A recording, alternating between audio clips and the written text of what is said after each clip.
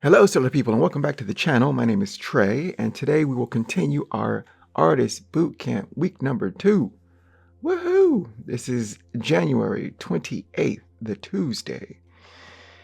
And today we'll be going over shapes, 2D and 3D, heads and hands, mannequin, anatomy, sculpture, and gesture. A lot to do, so let's get to it. So, of course, we start off with simple shapes. So we have our shapes here, a new layer. B for the brush tool, we'll make it a nice blue, and then get going.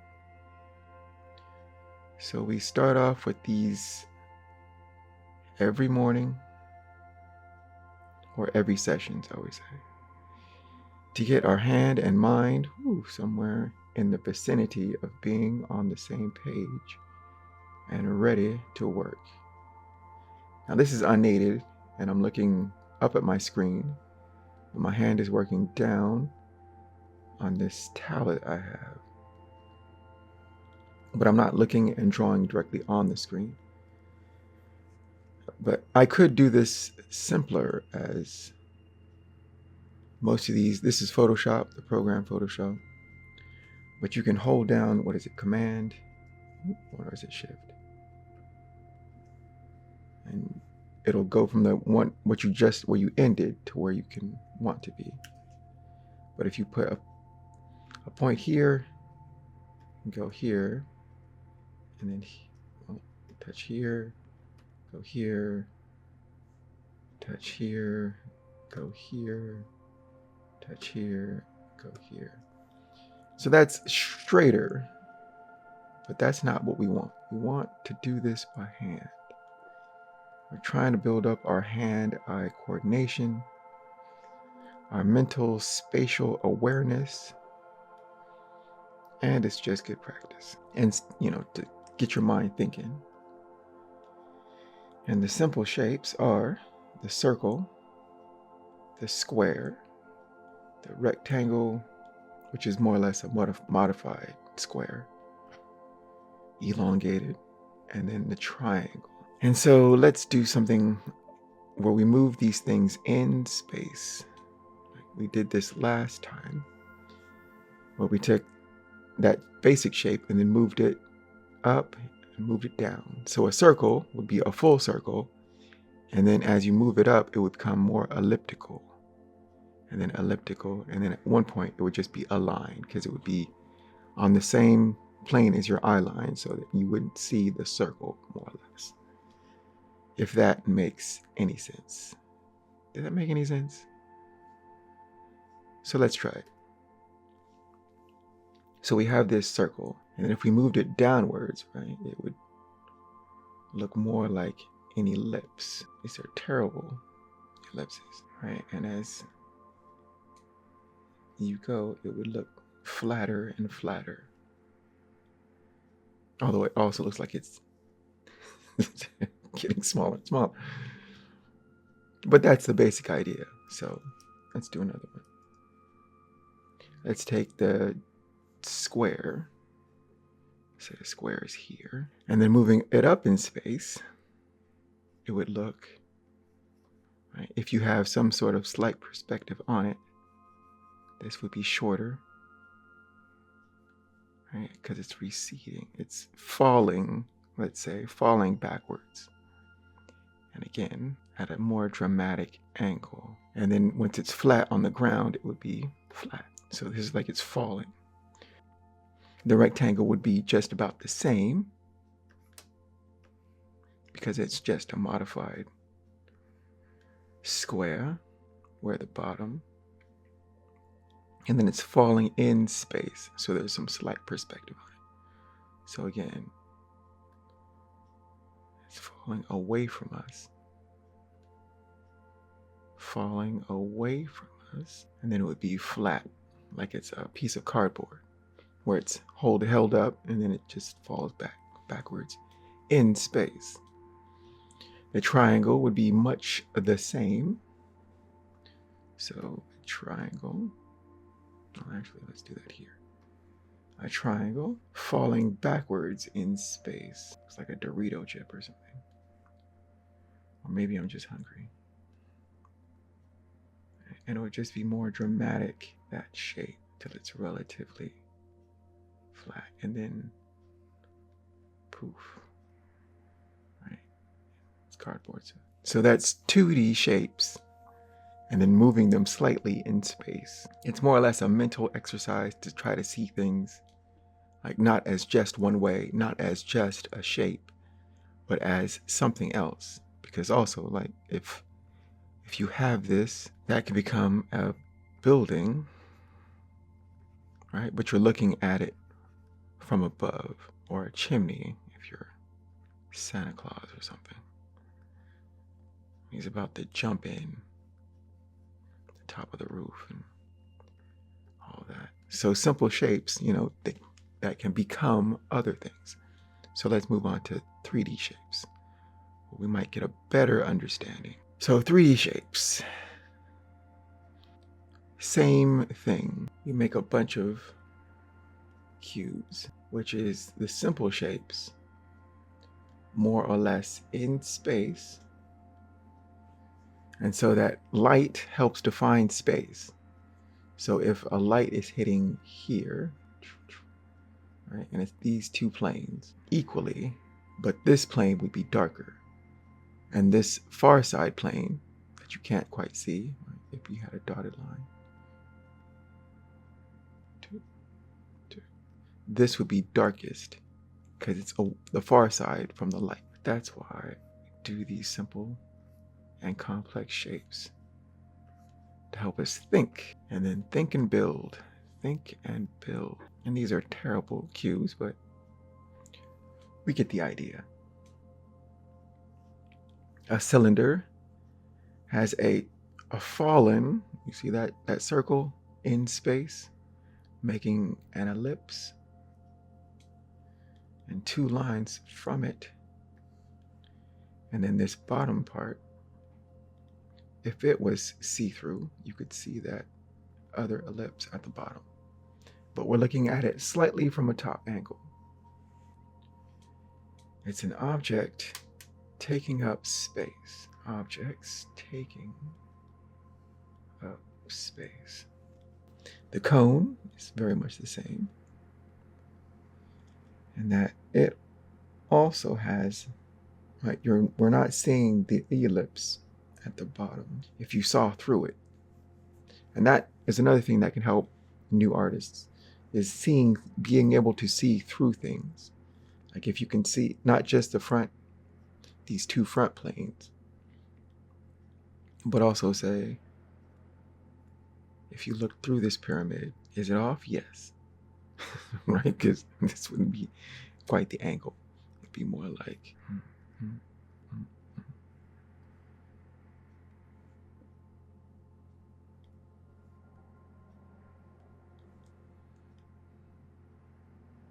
but we see through things as an artist. So that, you know, this is a flat plane, a flat square, and then triangles, 4 of them put together. That makes this pyramid. These are terrible. But we get the idea. Trying to train our brains. Training our brains to see. And also, we can tip these things in space. Tipping them in space. So let's try that. Now tipping them forward or backwards, right? If you're looking straight on at it, wouldn't really do anything. So the greatest example is the sphere. It would just be rolling, right? It stays the same shape. It's a circle. It doesn't exactly tip. It kind of rolls. Well, it does roll. So, but other shapes, like say this cylinder, for example, if say there's a curve, right? And the first example is it's upright. And say we want to have it tip forward. I'm using this angle instead of straight on, because it would just look like that ellipse. And you wouldn't see the sides. But it's more dynamic if it's falling at an angle. But objects in space. And you can move it all around. It could be curving this way. It could be this way. Which is great for making limbs. If you have that egg shape, the limbs are cylinders. And this is how we're posing our characters with these shapes, more or less. As for the cube, it helps if you have an identifier on one of the sides. So let's say this one has a 1, this one has a 2, this one has a 3. And say you want to move it. I like to move it. It doesn't have to quite make sense. So this side is barely seen. But we have the 1 here and the 3 here. Right? But we don't quite see the plane with the 2 dots on it. So like they're dice moving in space. We move them all around. This is 1 side. This is the 3 side. This is the 2 side. So that sometimes helps. Well, it doesn't sometimes. Objects in space, in moving, it can help you think about spatial dimensions. Also size. Like if this is the pyramid, and say this is a building next to a pyramid. You're like, wow. But then there's some kind of dome. Or maybe there's a cylinder that's incredibly large. The aliens have landed, and their cylinders just. But yeah, this is just circles moving in space very much simulate planets. Right? Say this is the sun, and this is the Earth. Not an actual size representation, but you get the idea. Yeah. Shapes in space. Nicely done. So let's move on to head and hands. All right, so yesterday we did hands. Well, head and hands. The head on the looking straight at you. Forward facing. Fairly not the most interesting angle. Which is why a lot of times we see heads in the profile, well, not the 3/4, some variation of a 3/4 turn, not looking straight on, because that looks like a mugshot, and it's not exactly as interesting as turning slightly off to the side, 3/4 or in between that. Profiles also have a specific, more or less, purpose. But they're not great for showing dynamic information of the face. We want to see if they're happy, if they're sad, and all of that. So, new layer. Let's work this out. And so we got the largest area that contains our brain, and this is the cranium. A big old circle mass. And then it comes, so big part is for where your brain is housed. This front part comes out for your eyebrows. It comes inwards and then comes out again to go around your cheek. See? Zygomatic arch, where your eye, which partially encloses your eye socket, down to around the cheekbone, and then the teeth, your upper teeth, are connected to your skull proper, but come out like that. So there's this nice, we can tell skulls, eye sockets, the nose cavity, the nasal cavity, and your nose is cartilage, so are your ears. This is the mandible. The mandible is attached to your skull proper by muscles. If there weren't any muscles, this part falls off. So let's try to draw that without any reference. So again, we got the largest part for the circle, for the cranium. It comes out and inwards, and then out again for your cheek. And then comes to your teeth. Your teeth are about here. And the same on this side. It comes in, out for the cheek. And then there's this zygomatic arch. And your eyes are in the socket. The nasal cavity, which looks like a spear tip. Your other eye socket. And these are dark cavities. And your mandible comes down and there's area where it's not quite connected. And the teeth. You got teeth. That's the basics of a skull. Not great, but not bad. Now let's do a real head. Not to say that a skull isn't a real head, but we'll use my head for a reference. That's the same position. There we are. So 3/4 turning to my right, screen left. So I'm looking off. So let's draw a generic head, and much like this same pose. So again, we have circle for the cranium. It comes out. Usually your eyebrow ridge comes in, out again for the cheekbone.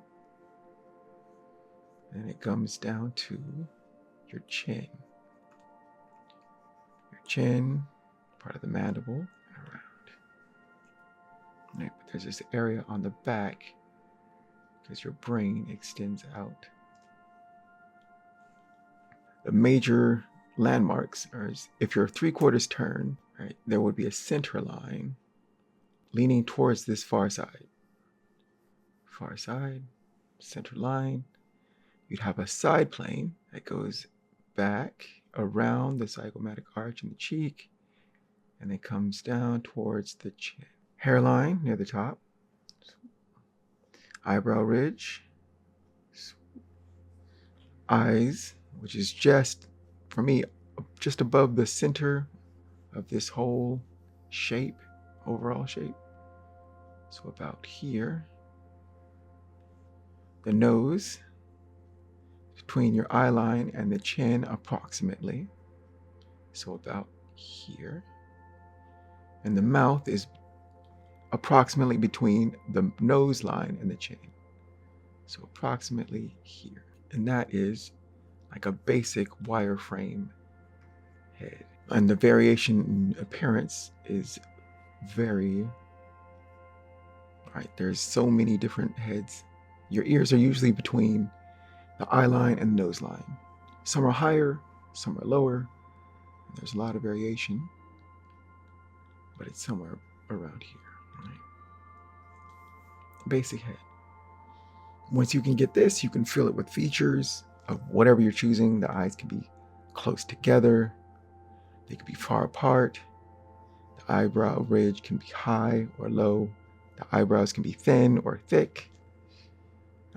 Might have a full head of hair. Might have no hair. The lips can be thin or they could be full lips. The nose can be very, right, if it was a simple shape, it could look like a cube or a squashed cube. Got your nostrils and all that. The eyes can be just dots. And the mouth can be just, right, you could have a tiny little mouth. It's still a character. Oh boy. So that was a generic head in 3/4. So let's move on to hands. Hands, we have this, why not try this fist? Hand in a fist position, closed fingers. Right? If you break this down, it looks like a box, or almost like a very modified cube, if you could see that. Or whatever helps you define this. So from what I see, we have a layer on top.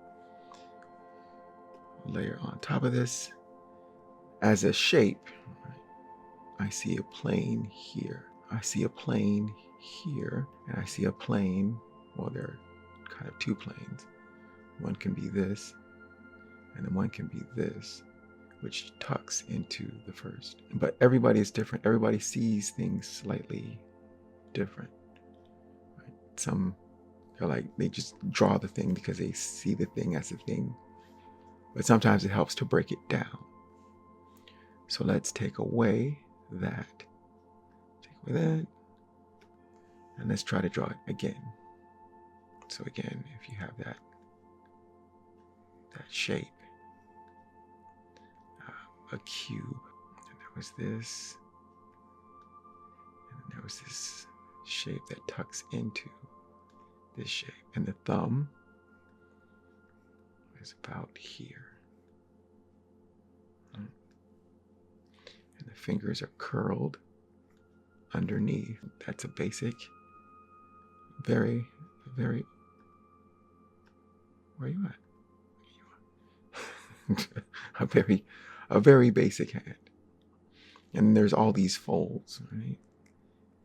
Because your hand is curling underneath each other. And that arm comes from about here. But speaking of arms, and that's your hand. But speaking of arms, let's do some anatomy studies. And today we're going to be doing the whole arm as part of our more refined or defined. Let's not talk about that. Let's do it. Let's do it. Anatomy. So now it's anatomy time. And now we have our model skeleton muscles. We're going to run from top to bottom. These are a simple amount of muscles that I feel can be sometimes seen on a person that works out. So starting from the top, we have the shoulder muscle of the trapezius, the upper shoulder, I would say. And it's mostly seen on the back.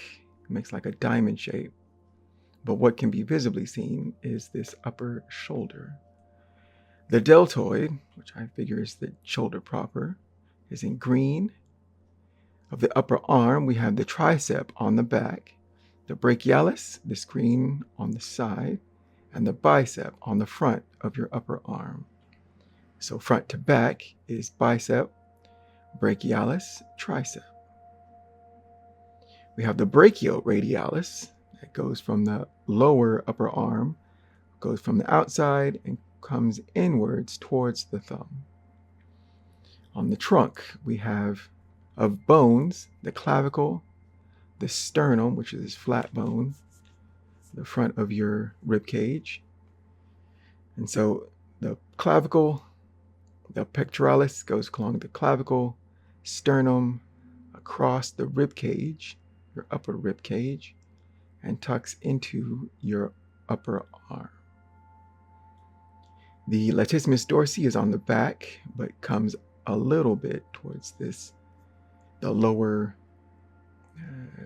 rib cage. We have the external obliques along the side of your rib cage, lower rib cage, and attaching to your pelvic wings, right, on both sides, pelvic wings.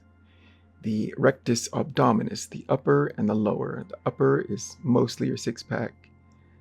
And I figure the dividing line for me is pretty much the belly button.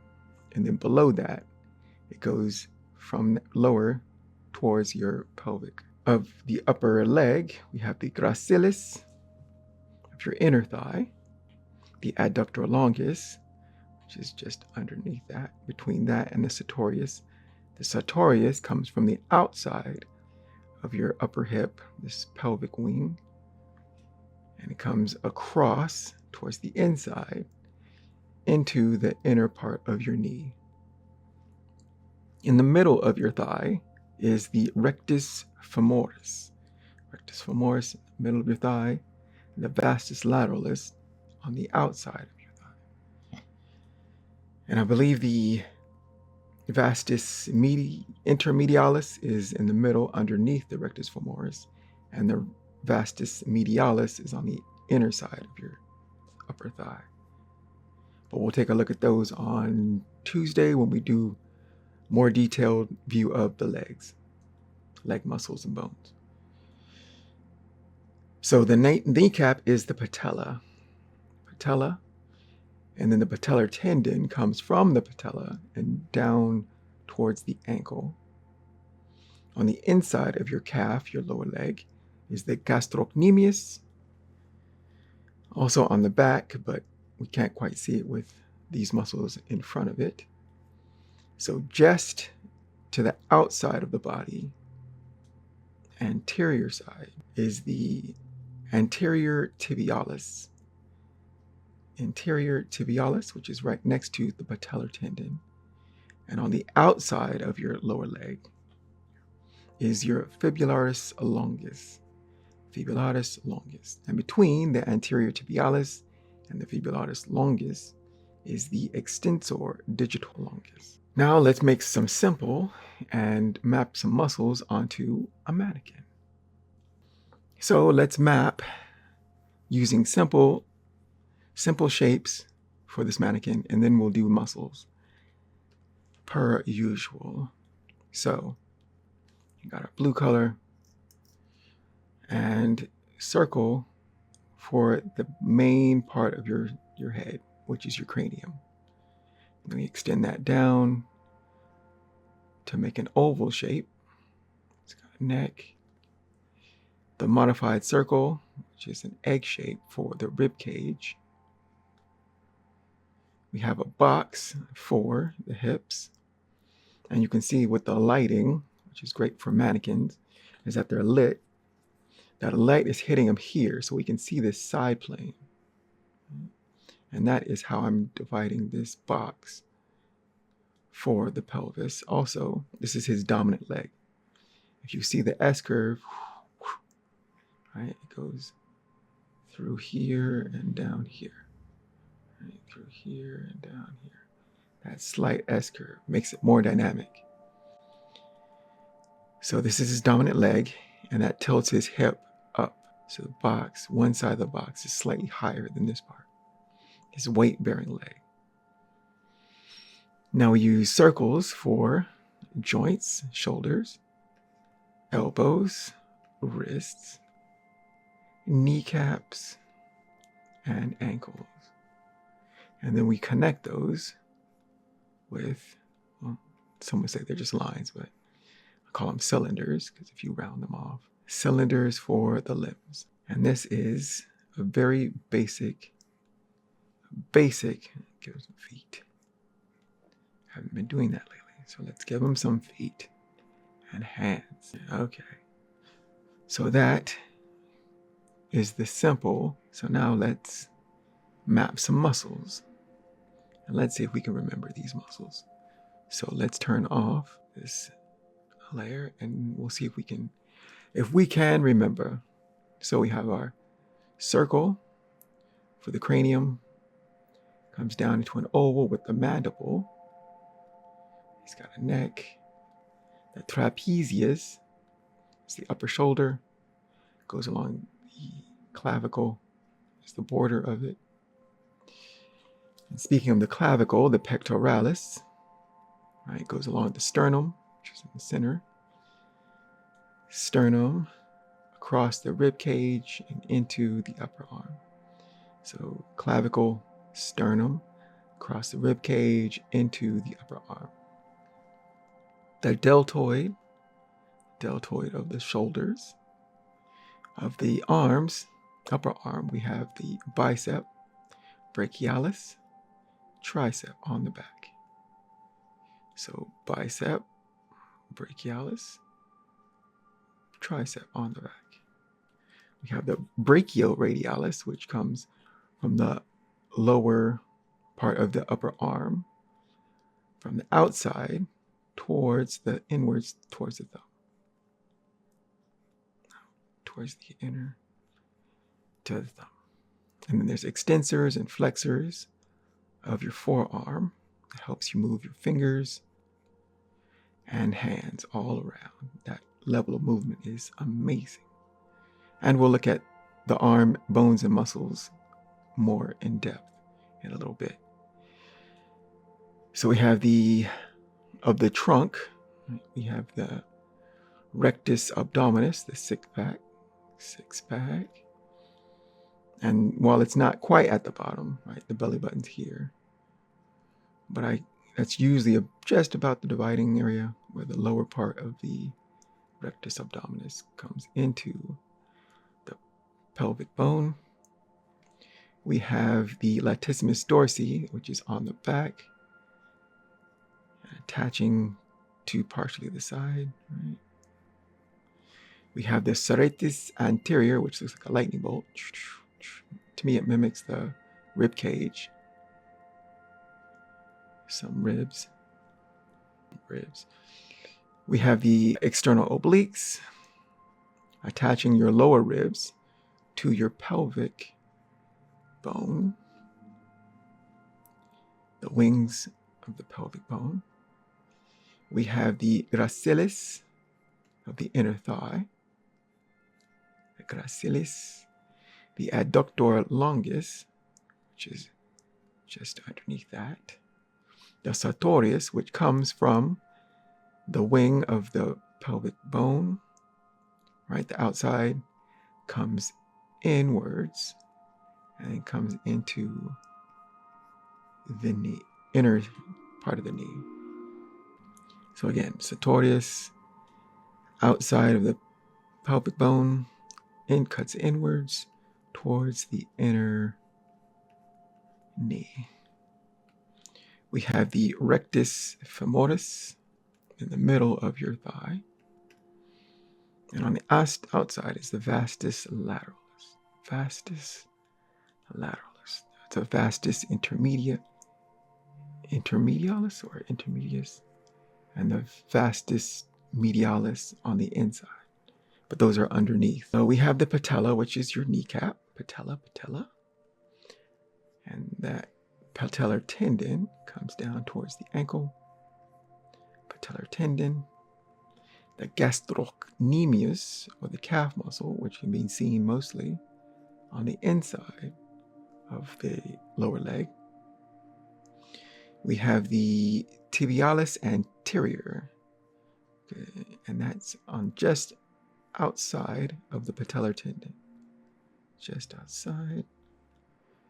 And then we have the fibularis longus, right? Fibs is how I remember the bones. So fibularis, which is a stabilizing bone on the outer side of your lower leg. Fibularis longus, and then the extensor digitorum longus is between the tibialis anterior and the fibularis longus. Extensor digitorum longus. And let's see, did I get any of those right? Did I do it? Yep. Not bad. Good job. Gold star. Okay. So now let's move on to statuary. Here we go. Now I think this is Perseus. I have it written down. Nicely done, Troy. Perseus with the head of Medusa. Let's take a better look at this because it's beautiful. Also in Florence, Italy, I believe. Beautiful place. Please go have some pizza. Perseus with the head of Medusa from the myth where he takes the head of Medusa to then use the head to turn a Gorgon to stone. Clash of the Titans is the movie of this story. But yes, statuary in bronze, I believe. And look at that, idealized male form, which makes it great for working with for our purposes. So we'll take that V40 for 40%. New layer. And first we're going to do, again, the basic shapes. So B with the brush tool, and the circle for the cranium, the major cranium. Comes down into the mandible, neck. We have the modified circle for the egg shape of his rib cage. And we can see this side plane. Can you see it? Right, there's this glint of light. Why I also like looking at statues, because there is light hitting a subject. It's in 3D, so I see this. And this is a plane of the body. So I can use that to then define where the box is. This is his dominant leg. And as you can see, some of that S curve. S curve. Look at that. Right? It makes it more dynamic. You can feel a flow in it. And that's what we want as artists, to give our characters not only a dynamic pose, but to have some flow with it. Makes it more dynamic for the viewer. So again, we got the side plane, hip. This is dominant leg. You can see that tilt. See that tilt. And now circles for the joints. So shoulder joints, elbows, wrists, somewhere here, knees, ankle. And then we connect those with cylinders or lines. And then round out with the feet, hands. This one's holding the snake hair of Medusa. And if we take away the image, right, there is the figure of Perseus with Medusa's head. Now let's try to map the muscles. And let's see if we can remember. Okay, no new layer. Circle again for the greater cranium. The mandible rounds this out for a oval shape. The neck, the trapezius, mostly on the back, that can be seen on the upper shoulder. We have the clavicle, sternum, flat bone in the middle of your rib cage. Right, you can feel it, you can tap on it. So from the clavicle, sternum, coming across the upper rib cage and inserting into the upper arm.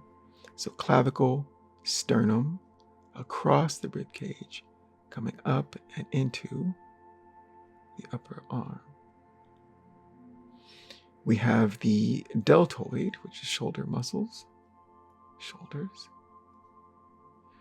We have of the upper arm, we have the bicep in the front, the brachialis, and the tricep on the back. So bicep, can't quite see it from this side, but brachialis and the tricep. We have the brachioradialis, and you can see this hump right here. See that? That radiobrachialis comes inside towards the thumb. Brachioradialis. There's extensors and flexors within the forearm. Of the trunk, we have the rectus abdominis. This is belly button. You can see this delineation. There we go. If I can say that. 6-pack. And then the lower part comes down into the pelvic region. His latissimus dorsi, touching from the from the back, wrapping around a little bit for that side. The serratus anterior, it's like a lightning bolt. The external obliques attaches your lower ribs to your the pelvic wings. You can still see that box, that side plane. Side planes really help. So of the thigh, we have the gracilis of the upper thigh, the adductor longus, the sartorius from the hip, from the outside crossing inwards towards the knee. From the hip, outside coming inside towards the knee. We have the rectus femoris of the middle of the thigh, the vastus lateralis on the outside, vastus medialis underneath, intermedialis, and then vastus medialis on the in the middle and the inside of your thigh. The patella is your kneecap. Patellar tendon comes down towards the ankle. Gastrocnemius, the calf muscle, seen mostly from the inside of the lower leg. The anterior tibialis is just on the outside of the patellar tendon. Anterior tibialis. The fibularis longus on the outside of your lower leg. And the extensor digitorum longus is between the two. And those are the muscles that we map to Perseus. Perseus, right? And you can pretty much see it. Nicely done. All right. So now let's take a better look at the arm muscles. Okay, so for the bones of the upper arm is the humerus.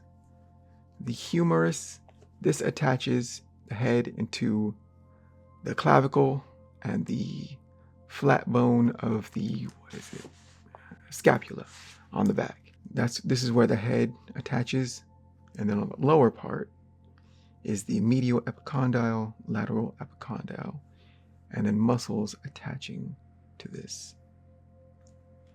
Let's look at those muscles right now. So here are the muscles of the arm, well, the upper arm. The deltoid, if we take another view, it's right, there's three, but we lump them together as the deltoid. The bicep, brachialis, tricep, right? See that? Tricep, brachialis, bicep. This is the brachioradialis in white. So that was the bones and muscles of your upper arm. And we do it, we can turn our palms from palm side to the backhand side of our hand. Right? And that these two bones, the radius coming over the ulna, allows us to do that. So ulna is in very bright red. It's more or less the stationary one, while the radius in green can shift itself. Very, very unusual, but very cool, because it allows us a greater range of motion. And of the muscles, brachioradialis in purple, right, from the outside towards the inside, outside. We have the flexor carpi in red. Right, this is palm side up. If you look at your hand, palm side up, this is the muscle that you would see. Palmaris longus, which is in green. The flexor carpi in orange. Pronator teres, which is this yellow. The bicipital in blue. We have the anoconius. Let's try that again. Anoconius in blue. An attachment for the elbow to the humerus, the lower part of the humerus. Flexor carpi ulnaris in orange. Extensor digitorum in this purple, bluish purple. Brachioradialis, purple. Right? Purple extensor carpi, radialis longus, here. Extensor carpi, radialis brevis in a lighter purple. Adductor pollicis longus in green. Extensor pollicis brevis in a pinkish fuchsia. Yeah, there's a lot of muscles. A lot of muscles in your forearm. But I try to boil it down. So I usually just boil it down to the brachioradialis and call the rest extensors and flexors. Yeah. But good job, us. And so now let's move on to, what do we move on to? Gesture. Now it's time for gestures. Gestures are very brief, very sketchy, small drawings that get a point across. Usually I use gesture as a way of feeling out something that I can work from, like it's a starting point. Sometimes I also call it a thumbnail. So a thumbnail version or a loose gesture of where I want to take something, or getting ideas out so I can then select from a pool and then take what works, what doesn't, to make a better final image. So it can mean all those things. But for this, we're going to practice gesture just to get our bodies into a flow of drawing things and thinking about drawing things. So here I have a page of gestures that I did for A Beautiful Beast Kiss, a character that you might have seen around the channel. And from it, I looked at the internet. I was looking at different images of karate, like some tiger style specifically.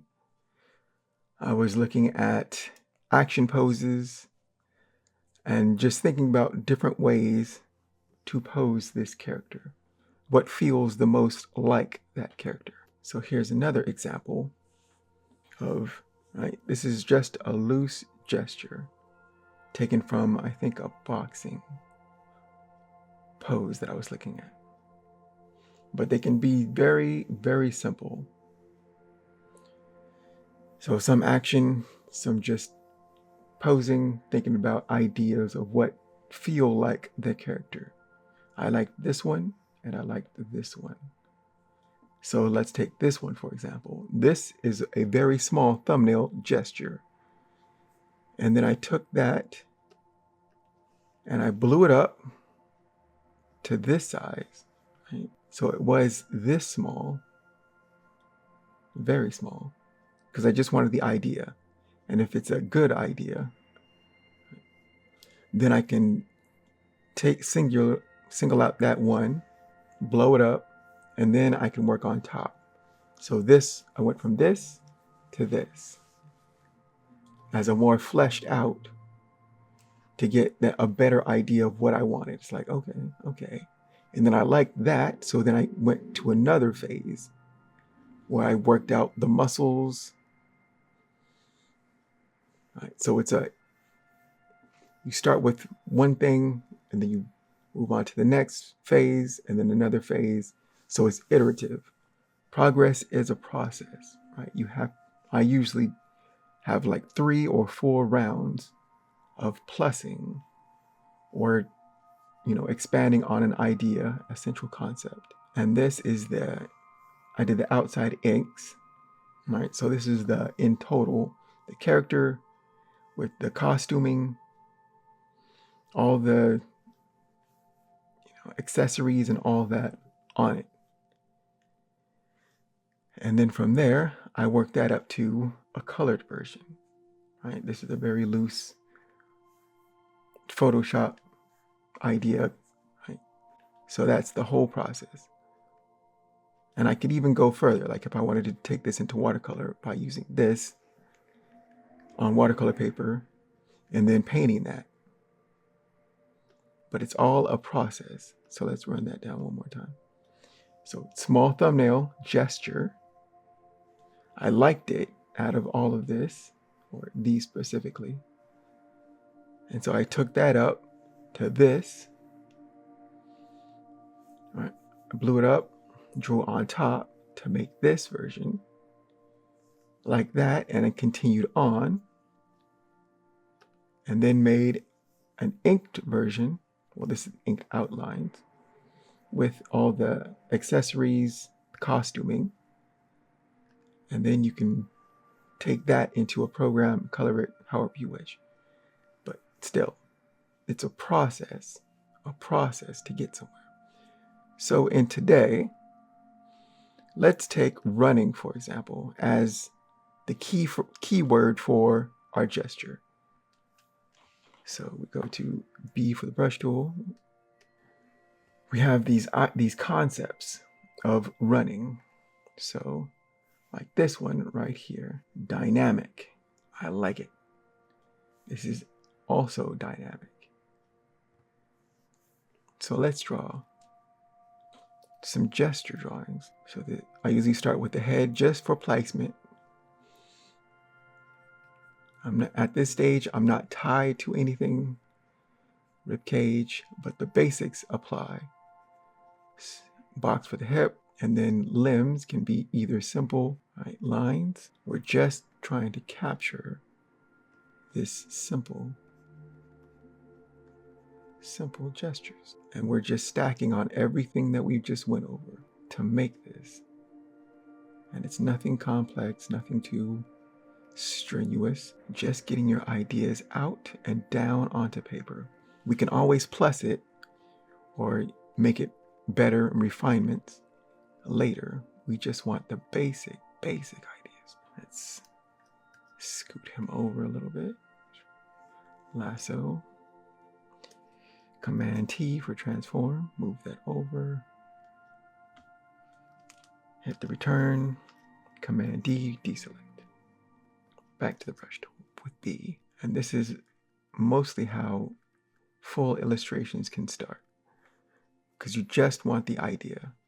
You want to test it so that you don't overcommit to something that you're like, I could have made this pose better, right? You try to work out that in the beginning so that when you do commit, you're like, okay, this should be a good image. Take another one. Let's take this silhouette, right? The silhouette, you can tell what the action is, even if you don't see the figure clearly. So this one's more slightly upright. And circles. I keep it very, very simple because we don't know if we like it. We don't know if it's crap. This might not. We might want to change it, alter it. So for example, let's say we wanted to change this, right? This pose to where her body is more, right? Head forward, hips back. This leg continues that action of going back like this. But this goes more forward, right? So we can push things if we wish.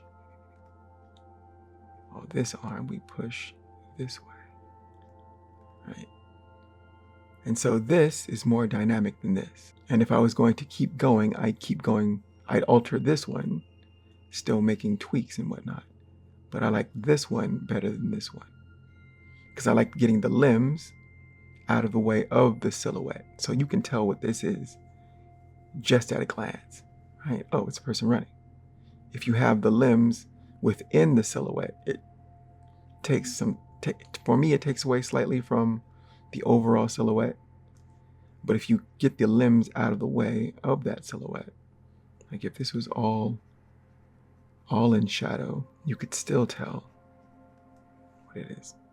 But let's get going. I like to look for the more dynamic ones. If I'm looking at this one, these arms, right, her arms are more dynamic than being, say, in front of the body or to the sides. But you can draw gestures any way you wish. They're just sketches to get your ideas out on paper. And then you can evaluate. I'm doing this one right now. I like this one. I'll probably do this one next. But you can look at it, you can evaluate it, and then figure out, okay, where can I up the drama? Because if you're making an illustration, you want peak. Well, sometimes. But sometimes it reads better if there's more drama to it, which is also why I look at fashion or illustrations. There's more drama than just people standing neutral in a pose. Like if you're standing at Starbucks, that's not, right? It can be nice, but if you put some drama into it, sometimes drama can make a big difference. So we're going to take this one. That's right. This is a nice pose. Although I take this leg and then move it out from the figure. So I head for placement just to get started. I usually place down the head, and then the rib cage. Think about where the hips would be. If there's a side plane, but the limbs are where a lot of the action is taking place. So we got this one. We got this one going back. Let's take this leg, her left leg, and move that up a little bit and get that out of the silhouette. And we can do this a little bit. Let's say this was like that. This way is close, but out of the silhouette. You can erase some things, make things more clear. But yeah, gesture. Not complex. It's a great way to start either an illustration or anything you want to work up. You're taking ideas that might not be good, and sometimes your first ideas aren't the best ones, but you gotta try them out. And then you put them through their paces to see. It's like, okay, this could work, but you don't know in the beginning. It might not. A lot of them, sometimes I make a lot of gestures, just trying to refine it. It's like, it's not working.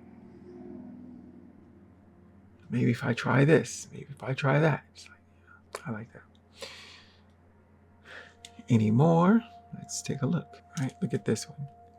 This one looks kind of bland. Right? There's less dynamism. Is that a word?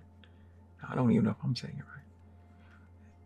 Dynamic motion, right? It's just a little blah. Right? We have this limb within the silhouette. So for me, it's good, but it's not great. If you can get all the bits out of the way. So if this is the over, that back arm, get that out. This arm, and of the legs, that side box. This is straight, and this is curved. Makes it just a little bit more dynamic because these are all bent, right? These are all at angles. This is not. So this one leg that is, say, straight can help more dynamic, make the pose more dynamic. So I'm always trying to think of ways to make it better, more interesting. Because you want the viewer's eyes to move all over it and go, I like that. And making things more dynamic. We like drama, right? Everything is high school. We like drama. It's like, ooh, what's going on here? What are they doing?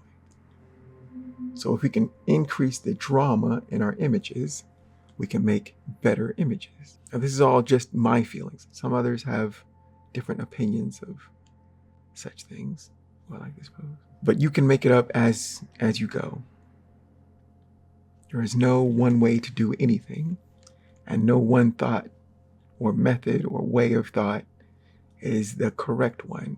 It's just concepts that you can adopt if you wish and discard also if you wish. If it doesn't work for you, drop it. Move on to something else that, okay, that makes more sense for me, and do that. And so that was gesture of running. But yeah, we're just trying to get ideas out of our heads onto paper, and then we look at that, we evaluate it. Once we evaluate it, then we take the next steps as to where to go with it next. And at a certain point, you'll get so good where you do some things without even thinking. And that is a great feeling. And that's what we want to get to. Where it's so ingrained, so we have trained our minds so well that we don't see the underlying, we don't see the circles or the rib cage, because we've done it so many times that this is right. Pushing and pulling, increasing the dynamics to make it just that little bit better, so it can hold the audience's attention. More dynamic than this. This is right, because you feel energy. It's like whoosh. Nicely done. Nicely done. Okay, so that was Art Bootcamp. Wow, my mind is fried. Art Bootcamp for second week, day 2 of this second week, Tuesday the 28th, where we went over shapes, heads and hands, mannequin, anatomy, sculpture, and gesture. Ooh, we did it. Thank you, workout buddy. We made our way through. I have been Trey Hodges. You can find my work at treyhodges.com. Thank you for joining me. Take care, keep shining, power to the creators, and I will see you on the next episode video. Ta-ta, bye-bye. Take care.